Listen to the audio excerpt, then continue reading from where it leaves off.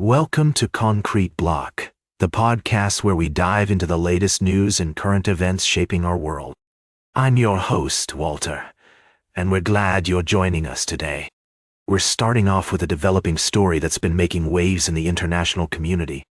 Tensions between Israel and Iran have been escalating, and there are concerns about a potential military conflict on the horizon. The United States has evacuated its personnel from the region, citing security concerns, and Israel is reportedly considering a strike against Iran's nuclear facilities. Now, let's take a step back and look at the situation. Iran has consistently denied that its nuclear program is aimed at military use, but the International Atomic Energy Agency has voted to censure the country over its atomic activities. Meanwhile, Israeli Prime Minister Benjamin Netanyahu has been overseeing a hawkish coalition government, and there are indications that he may be considering a unilateral strike against Iran's nuclear sites. It's worth noting that any military action would have significant consequences for the region and the global economy. Oil prices could spike, and radioactive contamination could spread beyond Iran's borders. The U.S. has made it clear that it will not support a unilateral Israeli strike. But at the same time, President Trump has been vocal about his opposition to Iran's nuclear program. We'll be keeping a close eye on this story as it develops, and we'll bring you updates and analysis from experts in the field. It's a complex and nuanced situation, and we'll strive to provide a balanced and fair perspective. For now, let's take a look at some of the potential scenarios that could play out. If Israel were to launch a solo strike against Iran's nuclear facilities, it's likely that the Iranian military would respond with force, potentially targeting U.S. sites in the region. On the other hand, if the U.S. were to join Israel in an attack, it could lead to a much more devastating outcome for Iran, but also increase the risk of a broader conflict.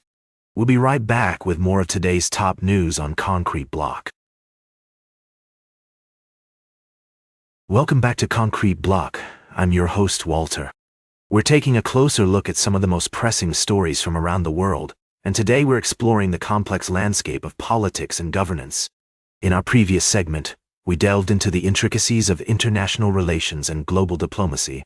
Now, let's shift our focus to Nigeria, where President Bola Tinubu has been facing accusations of clamping down on opposition parties. The Nigerian leader has denied any plans to turn Africa's largest democracy into a one-party state, despite several high-profile opposition politicians defecting to the governing party in recent months. The situation has sparked concerns about the erosion of democratic space and the potential for authoritarianism in Nigeria. The main opposition party, the People's Democratic Party, has accused Tinubu's government of using compromised state apparatus to coerce opposition politicians into joining the ruling party. Meanwhile, some members of the governing party have also spoken out against the idea of a one-party system, arguing that it would be detrimental to democracy. It's essential to approach this story with nuance and consider multiple perspectives. While President Tinubu has denied any intentions to establish a one-party state, the trend of opposition politicians defecting to the ruling party is undeniable.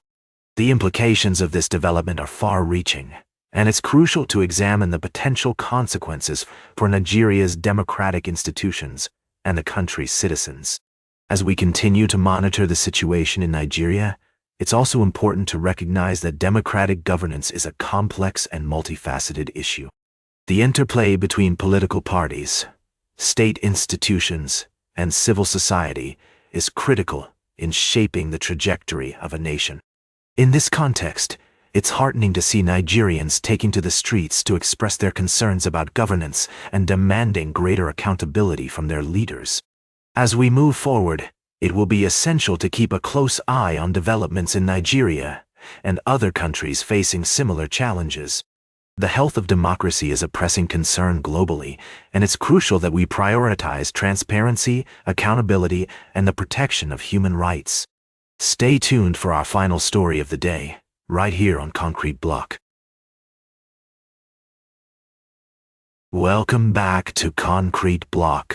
We're wrapping up today's show with a closer look at the latest developments in Washington, D.C.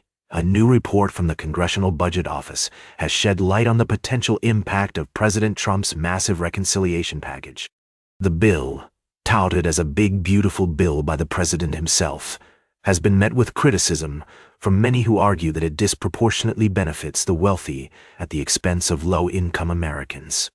According to the CBO report, approximately 80% of the benefits provided by the bill will go to the richest 10% of American households.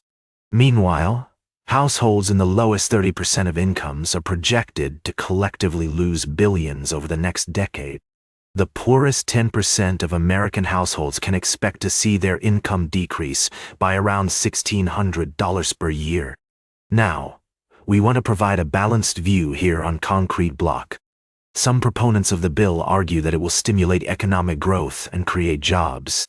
However, critics point out that the tax cuts will largely benefit corporations and high-income individuals, while low-income families will be left to bear the brunt of reduced social services and benefits. It's also worth noting that the CBO report estimates that federal and state in-kind benefits, such as Medicaid and SNAP, will decrease by $1 trillion over the next decade. This could have significant implications for millions of Americans who rely on these programs to access basic necessities like healthcare and food. As we examine this issue, it's essential to consider multiple perspectives and evaluate the potential consequences of such a massive bill. While some may argue that the CBO report is flawed or that the benefits will trickle down to lower-income households, others see this as a clear example of a wealth transfer from the poor to the rich. Ultimately, the decision on how to move forward with this bill rests with our elected officials in Congress. As we continue to follow this story, we'll provide updates and insights to help you stay informed. That's all for today's Concrete Block. Remember to like, share, and subscribe. And until next time, stay informed.